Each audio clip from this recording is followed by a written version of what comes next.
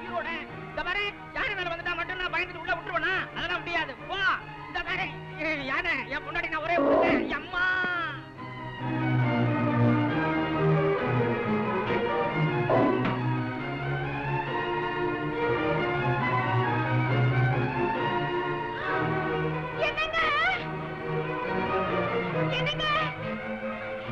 ஏண்டி பேரஞ்ச மாதிரி அலறாங்க? ஒப்ப மண்டைய போட்டானா? இல்லங்க, குழந்தை மேல யானை இல்ல யானை மேல குழந்தை கோர்காவை தள்ளிட்டு அப்படியே வீட்டுக்குள்ள வந்து இந்த வாரம்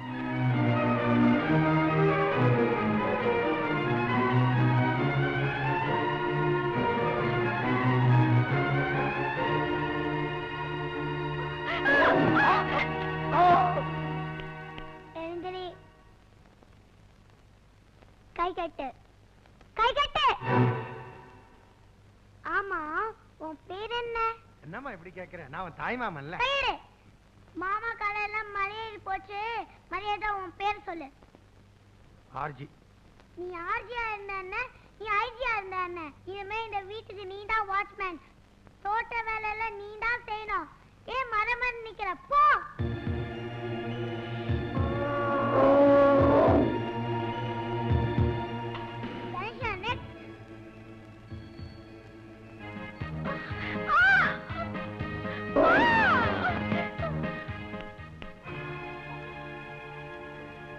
என்ன பாக்குற? நீ தொப்புள் கீழே புடவை கட்டி இருக்குது. என் கணேசனுக்கே பிடிக்கல. இனிமே ஒழுங்கா நூல் புடவை கட்டிக்கிட்டு சமையல் செய்யணும், வீடெல்லாம் கூட்டணும், மெழுகணும். என்ன? போ போ, சீக்கிரம் போ. சொல்ல மாட்டீங்க? வா பாப்பா. உன்ன மாதிரி குழந்தைங்க 3 கால் சைக்கிள்ல தான் வரும். நீ 5 கால் யானையில வர்ற. எனக்கு 5 காலா? துபிக்கே சேர்த்துதான் சொல்ற.